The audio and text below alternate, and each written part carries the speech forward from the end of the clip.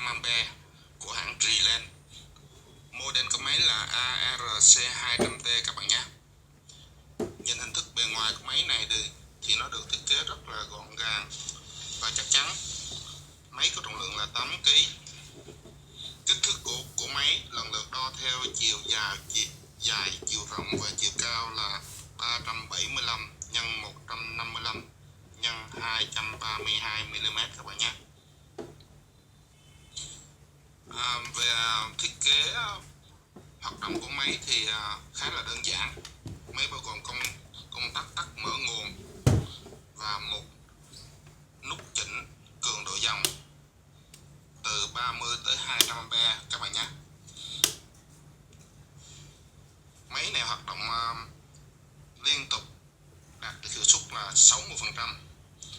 Máy sử dụng loại que hàn là từ 2.5 ly tới 3 ly 2 các bạn nhé.